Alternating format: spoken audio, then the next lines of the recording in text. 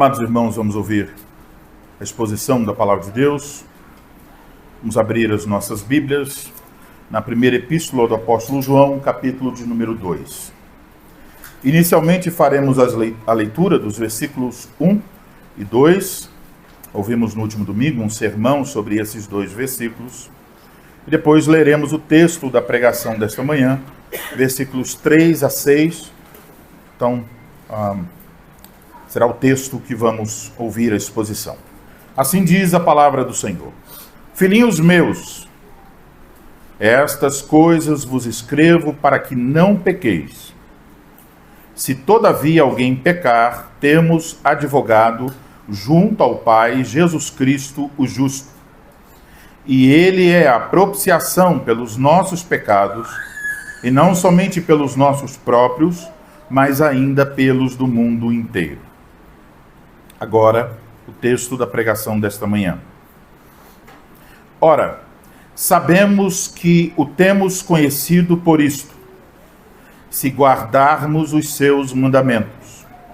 Aquele que diz, eu o conheço, e não guarda os seus mandamentos, é mentiroso e nele não está a verdade. Aquele, entretanto, que guarda a sua palavra, nele verdadeiramente tem sido aperfeiçoado o amor de Deus. Nisto sabemos que estamos nele. Aquele que diz que permanece nele, esse deve também andar assim como ele andou. Até aí a leitura da palavra do Senhor. Vamos orar. Ó Senhor Deus, Pai amado, glória, honra e louvor sejam dados sempre ao teu nome santo e maravilhoso.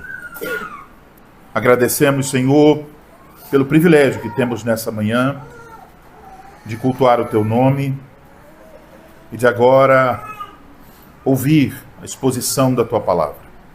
Mas nós não queremos esperar apenas do pregador. Antes ansiamos e desejamos que pela boca do ministro, o Senhor, através de sua palavra, nos fale. A voz que precisamos ouvir é a voz do teu Filho. A ação da qual nós precisamos é a ação do teu Espírito Santo em nosso coração. Vem, Senhor, agir em nós, conduzir-nos à fé, ao fortalecimento da fé, ao aumento da nossa esperança, ao crescimento do nosso amor.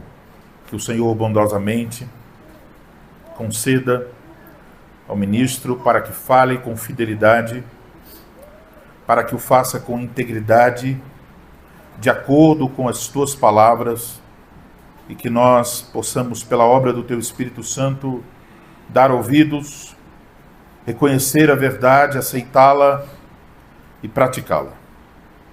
Concede isso, Senhor, por amor do teu nome, para louvor do teu Filho. Em nome dele pedimos. Amém. Amém. Amada congregação do Senhor Jesus Cristo. Hoje, cerca de 30% da população brasileira se diz evangélica. E a cada ano essa porcentagem aumenta. Há emissoras de TV e rádio, editoras, políticos, ministro no STF, donos de grandes empresas, celebridades do mundo esportivo, do mundo artístico, e há, para o nosso espanto, até traficantes que se declaram evangélicos. Em algumas cidades, o número de igrejas é superior ao número de escolas e hospitais juntos. Os profetas do avivamento estão, na maioria dos púlpitos, há décadas, dizendo a mesma coisa. Este ano será o ano da virada. Este ano será o ano da vitória. Deus vai levantar uma geração de adoradores. Deus fará uma obra grande e tremenda no Brasil. O Brasil vai levar o evangelho ao mundo. No entanto, apesar dos números e das profecias, não há em nossa sociedade evidências que nos façam concluir que o Evangelho está realmente se expandindo. Não há sinais de transformação. Não há frutos que validem a aparência que nós encontramos em nossos dias. Há certamente mais dinheiro envolvido, mais poder político, mais líderes famosos, mais prédios maiores, multidões reunidas, ostentação e aparência. Mas a pergunta que fazemos é: onde estão os frutos do Evangelho? Facilmente você pode se deparar com alguém que faz parte dessas multidões, seguindo um apóstolo ou profeta que lhes anuncia constantemente bênçãos e vitórias. Pessoas que se proclamam evangélicas, pessoas que dizem conhecer a Deus, a Cristo, mas desconhecem o arrependimento e a autorrenúncia. Não sabem o que é o fruto do Espírito. Estão cheias de misticismo, de experiências, adeptas de um cristianismo sentimental, mas vazio da verdade e vazio dos frutos da verdade. Por todo lado, no ponto de ônibus, na fila do banco, na conversa com o vizinho, você encontrará pessoas que não sabem o que é o arrependimento, não sabem o que significa tomar a sua cruz e seguir a Cristo, mas elas dizem: eu conheço a Deus, eu tenho Jesus no meu coração e eu sinto tantas coisas boas a respeito de Jesus. Será que isso pode ser verificado? Ou mais ainda, e mais perturbador ainda, e se nós estivermos errados? Se nós formos as pessoas cegas, que pensam conhecer a Deus, mas não o conhecem, será que nós podemos obter alguma certeza de que nós conhecemos a Deus? Por meio do apóstolo João, o Espírito Santo nos ensina que sim, nós podemos obter essa certeza. O Espírito Santo nos diz que existem testes que nós podemos aplicar à nossa própria vida para saber se nós realmente conhecemos a Deus. É por isso, então, que eu vos anuncio a palavra de Deus nesta manhã sob o seguinte tema: as evidências do verdadeiro conhecimento de Deus. Isso é o tema da pregação. Vamos então observar o nosso texto. O versículo 3 diz o seguinte: ora, sabemos que o temos conhecido por isto, se guardamos os seus mandamentos. Agora observe o versículo 4. Aquele que diz, eu o conheço. Você pode notar que o apóstolo João está repetindo e destacando esses dois verbos. Duas vezes esse verbo. O verbo conhecer. Agora podemos nos perguntar, João está falando sobre conhecer a quem? A Deus, o Pai, ou ao seu Filho Jesus Cristo? Isso é uma coisa que precisamos entender antes de prosseguir. O próprio texto não deixa isso claro. Mas quando nós olhamos o capítulo 1 como um todo, perceberemos que as reivindicações dos falsos mestres, as quais João refutou no capítulo 1, eram reivindicações a respeito de Deus. Veja versículos 5 e 6. Ora, a mensagem que da parte dele temos ouvido e vos anunciamos é esta: que Deus é luz e não há nele treva nenhuma. Se dissermos que mantemos comunhão com ele e andarmos nas trevas, mentimos e não praticamos a verdade. João está refutando uma reivindicação dos falsos mestres, de conhecer a Deus de andar com Deus, mas andando em trevas, enquanto Deus é luz, o que prova que eles estavam mentindo. Então, ao usar o verbo conhecer aqui em nosso texto, à luz do contexto, podemos concluir, João está se referindo ao conhecimento de Deus.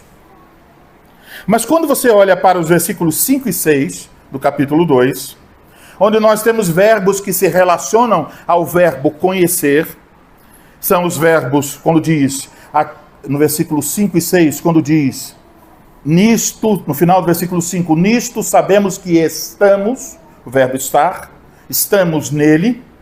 E depois, no versículo 6, aquele que diz que permanece nele, então o verbo permanecer, os dois verbos estar e permanecer estão relacionados ao verbo conhecer. Mas aqui nos versículos 5 e 6, fica mais claro a quem esses verbos se referem, porque diz, esse também deve andar, isso fala de um modo de vida, assim como ele andou. Então, quem é que andou entre nós? O Senhor Jesus Cristo. Então, para olhar de maneira geral, o conhecimento, versículos 3 e 4, é o conhecimento a respeito de Deus. O permanecer e estar é algo que está relacionado a Cristo Jesus. Entendendo isso, percebendo essas distinções em nosso texto, podemos ver que apesar do texto falar de Deus o Pai e do seu Filho Jesus Cristo, aqui nos versículos 3 e 4, então, é essa ênfase no conhecimento de Deus. Isso se encaixa, então, no contexto mais amplo da carta, que está lidando com as perturbações dos falsos mestres nas igrejas da Ásia Menor. O que esses falsos mestres estavam alegando? Eles estavam alegando possuir um conhecimento místico a respeito de Deus. Eles alegavam que a salvação estava vinculada a este conhecimento. E que você, se fosse uma pessoa daquele tempo, só poderia obter esse conhecimento no meio deles. Eles eram os detentores dos segredos de Deus. Então eles estavam alegando, nós conhecemos a Deus de um modo que vocês não conhecem. Vocês não têm as experiências que nós temos. Vocês não têm experimentado os sentidos, os sentimentos que nós temos experimentado. Vocês não têm visto as coisas secretas que Deus faz em nosso meio. Isso é a fala dos falsos mestres. Por isso João está falando do conhecimento verdadeiro de Deus em contraste a este falso conhecimento. João está destacando então nessa parte da carta que existe uma maneira de verificar se uma pessoa conhece ou não conhece a Deus. Ele começa então fazendo uma declaração positiva, no versículo 3. Ora, sabemos que o temos conhecido a Deus. Por isto, se guardarmos os seus mandamentos. Já sabemos. O conhecimento aqui é o conhecimento de Deus. Mas agora perguntamos, o que significa conhecer a Deus? Olhando para o contexto da carta como um todo, vamos ter a resposta. Para João, conhecer a Deus não se refere apenas a saber algo sobre Deus. Não é um conhecimento meramente intelectual sobre Deus. Não se refere a saber fatos sobre Ele ou sobre as suas obras. Não se refere à capacidade de reconhecê-lo, por exemplo, agindo em sua providência, na sua própria vida ou na vida de outra pessoa. Não se refere a sentimentos que você possa ter a respeito de Deus, ou experiências que você alega ter com Deus. Isso não é o conhecimento de Deus. Em sua carta, João nos ensina que conhecer a Deus significa conhecê-lo pessoalmente. No contexto da carta, isso significa ter comunhão com Deus. Capítulo 1, versículo 4 diz: estas coisas, pois, vos escrevemos para que a nossa alegria seja completa. No versículo 3, melhor dizendo, ora, a nossa comunhão é com o Pai e com o seu Filho, Jesus Cristo. Então é importante observar que, em vez de João nos apresentar a natureza desse conhecimento, em vez de chegar e dizer, olha, atenção, meus alunos, eu vou definir a vocês o que significa conhecer. Vou apresentar uma definição do que significa conhecer a Deus. João não faz isso. Em vez de apresentar uma definição, João nos apresenta um teste prático. Entende isso? Isso faz diferença. Definições nós podemos discutir. O teste prático é objetivo. Ou ele está lá, ou não está. Ele diz que podemos saber se conhecemos a Deus, se pudermos ver os frutos desse conhecimento em nossas vidas.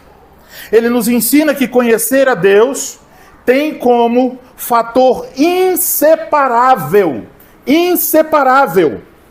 a obediência aos mandamentos de Deus. Então, o teste é prático e é simples, é objetivo. Agora, os mandamentos de Deus, observe que está no plural. Nos versículos, a partir do versículo 7, ele vai falar do mandamento no singular, mas aqui está no plural, os mandamentos de Deus. Isso se refere à vontade de Deus revelada na sua palavra. Isso inclui os 10 mandamentos, que, como sabemos, são resumidos em Mateus 22, 37 ao 40. Em suma, os mandamentos de Deus requerem de nós que nós amemos a Deus e amemos o nosso próximo. Agora, se olharmos para outro verbo em nosso texto, é o verbo guardar. Procure ele aí nos versículos 3 e 4. Você vai ver que João tanto fala de guardar os mandamentos de Deus, mas também no versículo 5 ele fala sobre guardar a palavra de Cristo. Portanto, guardar os mandamentos de Deus implica em fazer o que Deus revelou ser sua vontade e em obedecer a Cristo. Essas duas coisas estão vinculadas.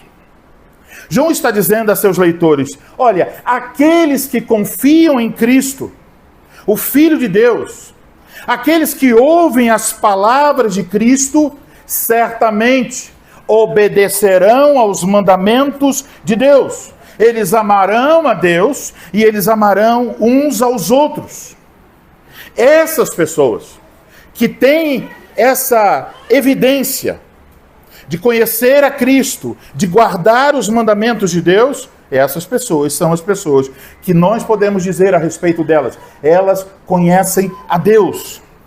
Então existe esse teste pelo qual podemos testar se nós realmente conhecemos a Deus. Ou se outra pessoa que alega ter conhecimento a respeito de Deus, se isso é verdadeiro. Agora veja o início do versículo 4. Aquele que diz... Isso é uma referência às declarações dos falsos mestres. Isso é o que os falsos mestres diziam. O que eles diziam? Eu conheço a Deus. Eles diziam conhecer a Deus, mas já aprendemos na carta. Eles estavam rejeitando a revelação de Deus por meio do seu Filho. Alguns negavam a divindade de Cristo. Outros negavam a humanidade de Cristo. Além disso, eles não amavam uns aos outros como Deus quer. Eles não se submetiam, então, aos mandamentos de Deus. Diante disso, João diz que a afirmação dessa pessoa, que diz eu conheço a Deus, mas faltam os frutos, as evidências, os sinais desse conhecimento, apesar da alegação dessa pessoa, o que pode ser dito a respeito dela ela está mentindo. E eu quero chamar a sua atenção para um ponto importante que percorre a carta. Essa não é a primeira vez, não é a última vez que João nos diz que os falsos mestres são mentirosos. Os falsos mestres são mentirosos. Eles não conhecem a verdade, eles não anunciam a verdade. O que isso quer dizer? Em nossa cultura, parece que nós adotamos uma linguagem politicamente correta, um medo de dizer certas coisas, mas não devemos ter medo de dizer o que a Escritura diz. Quando João diz que os falsos mestres, que alegam ter o conhecimento de Deus, mas não têm os sinais desse conhecimento, que eles são mentirosos, João está deixando claro, os falsos mestres não estão alinhados com o Pai. Os falsos mestres não estão alinhados com Cristo, que é a verdade. Com quem eles estão alinhados? Com o pai da mentira. São mentirosos, são filhos e instrumentos de Satanás para afastar as pessoas de Cristo, da verdade. Satanás não se importa que haja cristianismo, desde que Cristo não seja o centro desse cristianismo. Satanás não se importa com igrejas lotadas. Ele não se importa com rótulos, batista, reformado, presbiteriano, desde que Cristo não esteja no centro da vida congregacional. Então, ele vai usar os seus pastores, os seus ministros, disfarçados de anjo de luz, por assim dizer. São mentirosos para falar todo tipo de coisa que parece vir da palavra de Deus, mas que não conduz a Cristo. Conduz a interesses pessoais, a modismos, a cobiças. Então nos perguntamos, como nós podemos saber se um pastor ou alguém que querendo impor a sua autoridade se diga, sou apóstolo, sou profeta, sou arcanjo Miguel, há esses que já dizem isso. Como podemos saber se algum desses homens ou mulheres nos falam da parte de Deus? Será que podemos descobrir isso avaliando a eloquência? Não. Será que podemos saber isso observando se eles têm bacharelado, mestrado, doutorado em teologia, se a biblioteca deles é muito grande? Não. Será que podemos avaliar isso através deles realizarem sinais e maravilhas? Não. Será que quando eles falam em outras línguas e têm experiências, isso serve para validar a sua palavra? Não. Será que quando eles dizem, olha, eu fui levado ao céu e vi coisas inefáveis e maravilhosas, Deus me revelou isso, será que isso atesta, valida? Não. Será que o fato de eles terem igrejas lotadas, muitos seguidores em redes sociais? Não. Nada disso é prova de que alguém realmente conhece a Deus. Qual é a prova? O teste a ser aplicado, João está nos mostrando, é esse. Que lugar Jesus Cristo ocupa na pregação e no ensino desse homem? Ele prega para exaltar a Cristo ou para chamar a atenção para si mesmo? Cada vez que eu ouço a pregação desse homem, eu passo a amar a Cristo, a renunciar a mim mesmo, a ter esperança nele, meu amor a Deus aumenta. Que lugar Cristo ocupa na vida do pregador? Há algum indício de que ele o ama? De que ele o deseja? Ou ele deseja Cristo mais do que deseja reconhecimento, poder, dinheiro, seguidores, sucesso?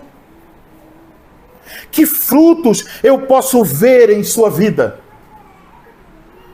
Ele obedece o que Deus ordena em sua palavra? Ele procura tratar a sua esposa como Cristo ama a sua igreja? ele instrui seus filhos no Evangelho, ele ama seus irmãos a ponto de considerá-los superiores a si mesmo. Ele ama, às vezes, com amor, até que diremos, é um amor sacrificial. Ele procura imitar a Cristo em sua vida. Quando ele peca, ele se arrepende, ele confessa seus pecados, ele busca reconciliação, ele pede perdão. Jesus nos ensinou que nós podemos conhecer os falsos mestres pelos frutos que eles produzem. A árvore má não pode produzir bons frutos. A árvore boa certamente produzirá bons frutos. Esse é o teste que precisa ser aplicado. Porque ai daqueles que, em nome de experiências, sentimentos e outras coisas, estão seguindo guias cegos. Eles serão condenados juntos com seus pastores. Porque temos a palavra de Deus para nos mostrar o caminho e a verdade. Então ninguém pode alegar, eu não sabia. Jesus é claro sobre quais são os frutos do Evangelho. E Jesus nos ensinou então isso, a reconhecer. Agora olhem para o versículo 5 e 6. João aqui está relacionando esse conhecer a Deus com estar e permanecer em Cristo e andar como Cristo andou. Estar e permanecer em Cristo refere-se a estar espiritualmente unido a Cristo pela fé. Implica em confiar unicamente em Jesus Cristo para a sua salvação. Implica em ter comunhão espiritual com Jesus Cristo. Significa estar sob o cuidado pastoral de Jesus Cristo, de ouvir sua palavra, de fazer sua vontade, de ter alegria nele, de desejá-lo, de submeter-se a ele. Isso é, estar e permanecer em Cristo. Andar como ele andou significa imitá-lo em sua maneira de viver. Implica no desejo e na busca. Uma coisa a ser perseguida, tal como homens vão para um garimpo e perseguem por dias, meses, anos, encontrar uma pepita de ouro. Perseguir, agarrar-se a esse desejo de querer parecer-se com Jesus. João diz o seguinte: quando isso acontece, quando há esse permanecer e estar em Cristo, esse desejo de seguir os passos de Cristo, de parecer-se com Ele, João diz que em tal pessoa, verdadeiramente, tem sido aperfeiçoado o amor de Deus. Que tipo de perfeição João tem em mente? Aperfeiçoar aqui está relacionado a uma conclusão de algo. O que é concluído aqui? O contexto sugere o seguinte: Deus revela seu amor para conosco. Ele o faz através de seu Filho Jesus Cristo, aquele que se fez propiciação pelos nossos pecados, aquele que se tornou advogado junto ao Pai a nosso favor. Deus revela então a nós, por Cristo, ao nos salvar por meio da obra de Cristo, da justiça de Cristo, Ele revela seu amor perfeito, seu amor santo, seu amor permanente. E esse amor de Deus, revelado em Cristo Jesus a nós, começa a operar em nossa vida, a trazer luz a cantos escuros, a modificar intenções, motivações, desejos, prioridades. E na medida quando isso acontece, nós começamos a obedecer os mandamentos de Deus. E uma das coisas que vai acontecer é que nós vamos começar a amar uns aos outros. Portanto, irmãos, há um teste objetivo pelo qual podemos ter a certeza se nós ou outra pessoa conhece realmente a Deus. Vamos agora pensar nas implicações do que nós acabamos de ouvir. A primeira implicação é uma pergunta: como podemos conhecer a Deus? Como? Deus habita em luz inacessível. Nenhum homem viu a Deus como Ele é. Como nós podemos conhecer a Deus? Se você fizer esta pergunta às Escrituras e disser: oh, como eu posso conhecer a Deus? Você poderia ouvir o eco das Escrituras na voz do próprio Cristo dizer: eu sou o caminho. Eu sou o caminho. Os falsos mestres estavam procurando um conhecimento de Deus através de um conhecimento secreto, místico. E muitas pessoas em nossos dias também querem conhecer a Deus. Elas querem conhecer a Deus por meio das experiências, dos sentimentos, por meio do estudo teológico, por meio de grandes eventos, por meio de mestres, apóstolos e profetas. Mas quando elas vão por esse caminho, elas tropeçam. Elas tropeçam na pedra angular. Porque Deus designou, não há outro caminho, não há outro modo, não há outra maneira de conhecer a Deus, senão por meio do seu Filho Jesus Cristo.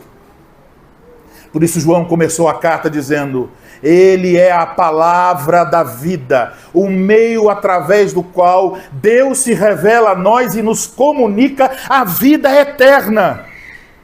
Sim, o único meio de conhecer a Deus é por meio da palavra da vida.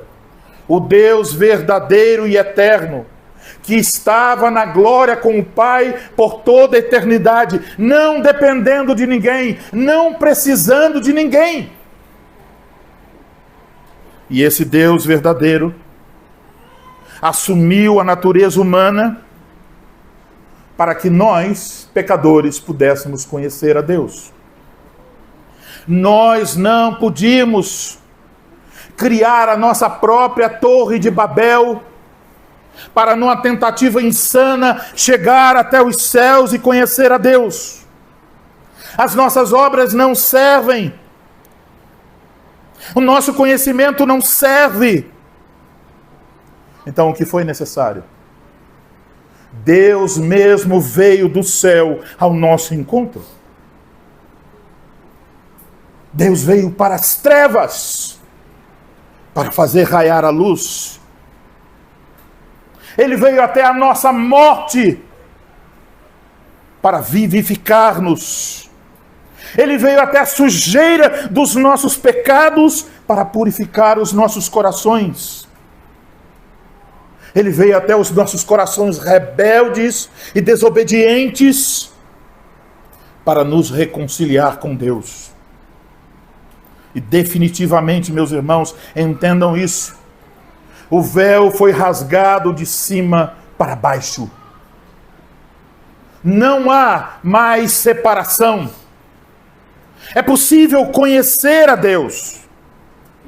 É possível se achegar a Deus com confiança. Podemos agora dizer: Pai nosso que estais nos céus.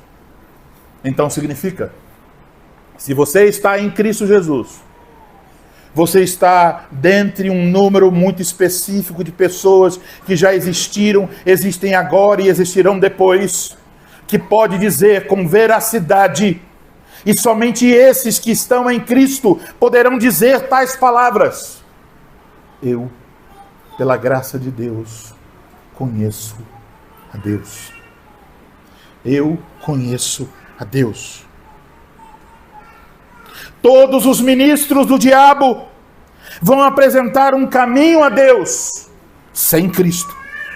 Mas não há verdadeiro conhecimento de Deus sem Jesus.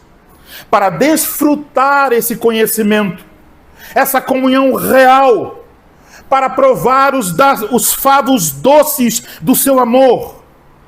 Você não precisa comprar um tipo de amuleto, uma rosa, alguma coisa ungida, uma água de Israel, uma pedra do Monte Moriá. Não. Você não precisa cumprir uma regra inventada por homens.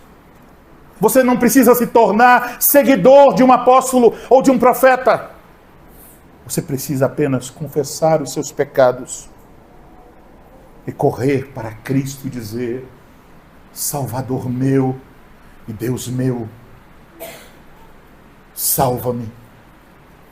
Ele é suficiente para purificar com o seu sangue a multidão dos seus pecados e dos meus pecados.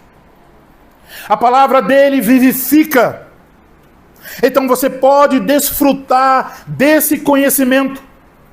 Você pode deixar que a luz desse relacionamento com Deus ilumine os cantos mais obscuros de sua casa interior, os cantos mais escuros de sua família, de seus relacionamentos, de seus pensamentos, de suas ações. Ah, amados irmãos, um caminho para a vida, um caminho para a verdadeira felicidade, um caminho para a comunhão com Deus, e o nome dele é Jesus Cristo, o Filho de Deus. Então a pergunta é esta, da qual eu espero que você não saia daqui sem respondê-la. Você pertence a Cristo? Você é dele? Você pode dizer com toda certeza do seu coração: não tenho dúvidas, eu já sou salvo em Cristo Jesus. A justiça dele já está revestindo a minha vida perfeitamente. Você pode dizer a respeito dele: ele é meu Senhor, ele é meu Salvador, ele é meu Rei, meu Supremo Pastor. Se você disser isso, se isso for verdade, então todos os anjos no céu dirão: eis aqui alguém que conhece a Deus. Indubitavelmente. Todos os profetas poderiam se levantar e dizer: eis alguém que conhece a Deus. Cada um dos apóstolos olharia para você e diria: você tem Cristo, então você conhece a Deus. Mas eu repito a pergunta: você tem? Não é possível ter a Cristo e não conhecer a Deus. Não é possível conhecer a Deus e não ter a Cristo. Tens a Cristo? Mas não pergunto se você teve ontem, se você o terá amanhã. A pergunta que urge agora: você tem a Cristo agora? Ele é seu? Ele é mais seu do que o coração que está dentro de você? Se ele aparecesse aqui agora, ele diria e olharia para você e diria: meu irmão, minha irmã, benditos do meu Pai. Esse é o indicativo. Para conhecer a Deus, você precisa conhecer a Jesus Cristo. Mas há também em nosso texto um imperativo. Há concomitantemente, junto com o indicativo de conhecer a Cristo pela fé, um fruto inseparável: o imperativo da obediência aos mandamentos de Deus. Jesus veio até nós para nos conduzir a Deus, para nos fazer conhecer a Deus. Jesus veio até nós para alinhar e conformar-nos aos propósitos de Deus. Ele não veio até nós para nos tornar mais ricos, mais prósperos, para satisfazer nossas cobiças.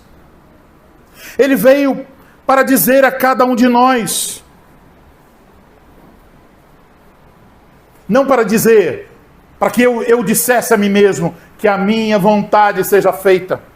Ele veio para me levar a dizer: Pai nosso que estás nos céus, Seja feita a tua vontade, assim na terra como no céu. Cristo muda o coração. E quando Cristo muda o coração, então não haverá lugar para morte, estupidez, trevas, orgulho, depravação. Ele muda o coração para amarmos a Deus, para ansiarmos como a coisa mais importante, como o objetivo mais supremo de nossa vida, fazer a vontade de Deus em todas as coisas. Em outras palavras, Cristo nos conduz ao caminho que Ele mesmo trilhou. Por isso João diz, andar como Ele andou. O caminho de guardar os mandamentos de Deus. Esses mandamentos não são secretos. Não são algo conhecido por um pequeno grupo de pessoas. Eles estão por toda a Escritura. E na nova aliança, o Espírito Santo diz que eles estão também dentro do nosso coração. Eis o que os mandamentos de Deus nos dizem: amai a Deus, amai o próximo. Você não consegue entender isso? É claro que sim. Mas o que você precisa entender, isso não é opcional. Não é como você vai até uma loja e diz, olha, eu quero comprar o celular tal, e a pessoa traz, e ele então diz, olha, mas tem os itens adicionais. Você pode comprar a capinha, a película, mas isso, mas aquilo outro, o aplicativo tal, o sistema tal, você pode colocar também um plano, banda de não sei quantos gigas, e ela oferece os adicionais. Você leva os adicionais se quiser, porque custa mais caro. Mas aqui está algo que não é adicional, que não é opcional. Não se trata de você dizer, seguirei a Cristo, mas essa parte eu não quero. Não!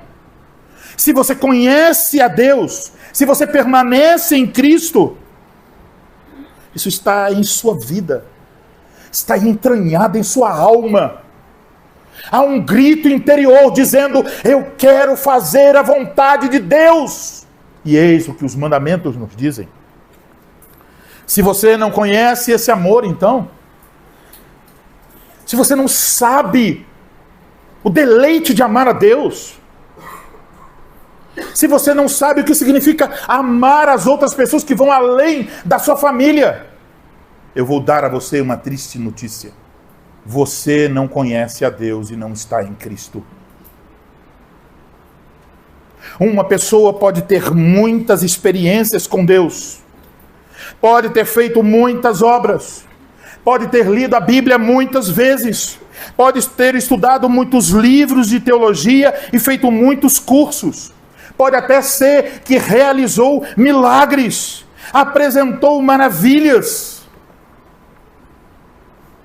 Mas se você não tem essa evidência, se você não ama o seu próximo, o Espírito Santo diz hoje a você para que você se arrependa. Se você não tem o fruto, se não há evidência em sua vida, eis o que diz Deus: você não conhece a Deus, você não está em Cristo.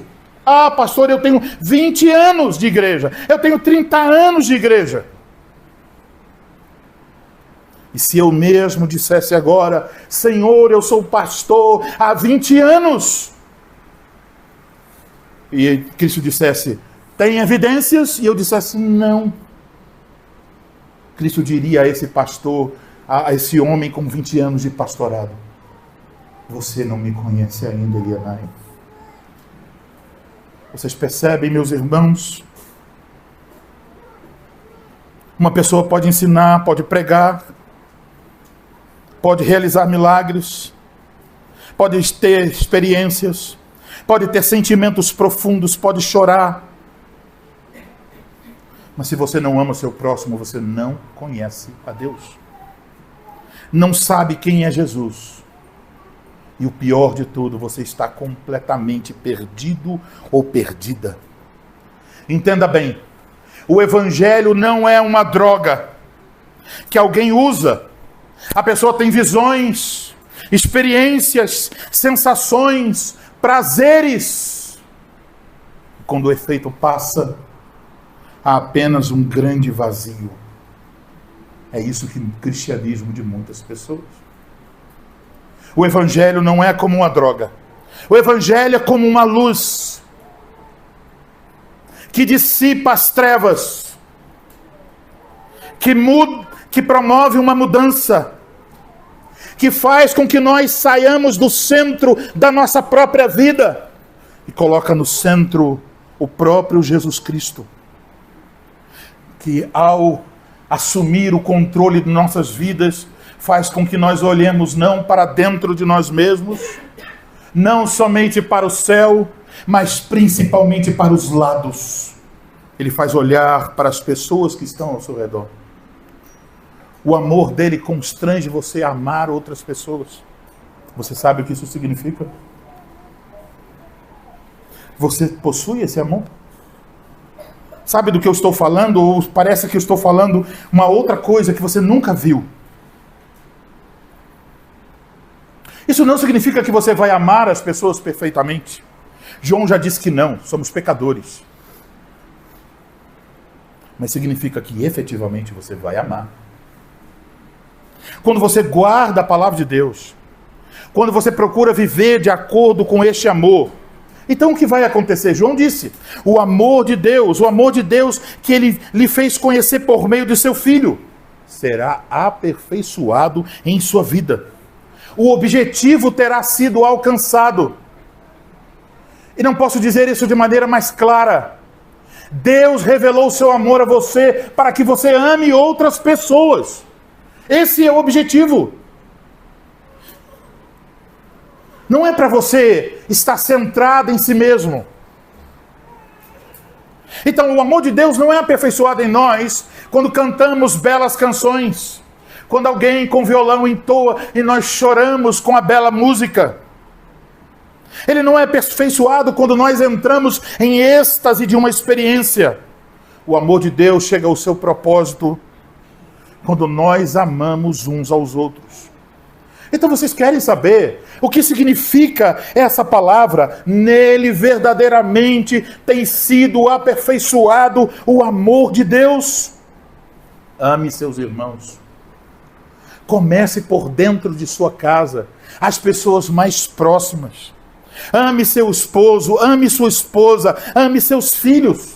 Ame seus irmãos na congregação, ame seus vizinhos, seus parentes, seus colegas de trabalho. Ame.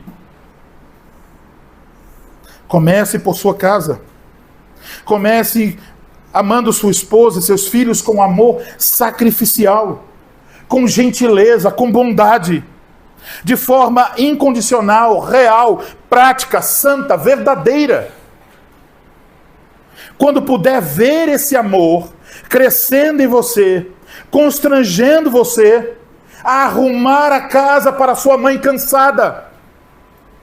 Quando você, filho, filha, estiver fazendo isso por sua mãe, dizendo, minha mãe está cansada, eu vou lavar a louça, eu vou varrer a casa, eu vou fazer o que ela iria fazer para que ela descanse. Quando você estiver fazendo isso, o amor de Deus estará sendo aperfeiçoado em você. Aí, nesse momento,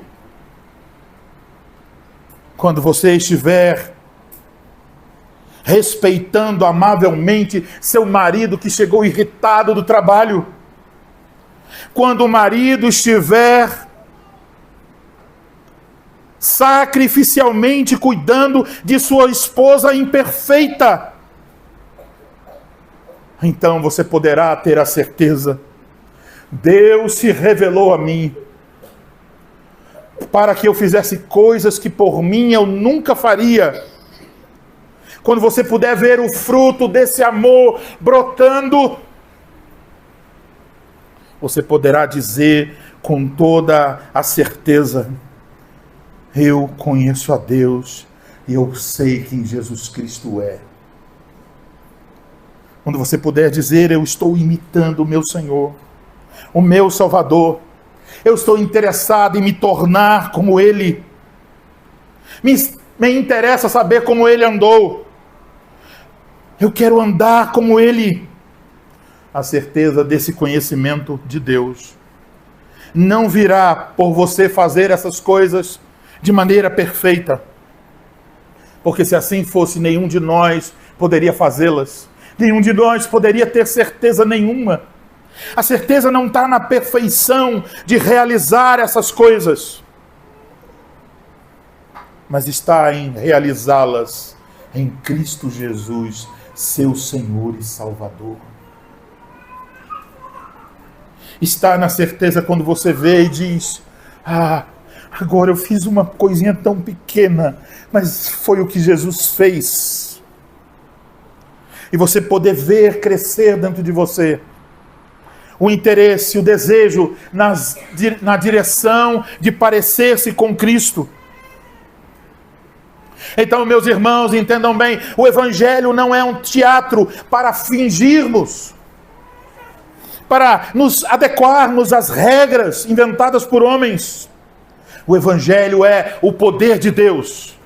O poder de Deus é capaz de transformar seu coração, sua vida, direcionar o seu amor. O Deus que disse a um mundo caótico, a uma terra sem forma e vazia: haja luz, e houve luz.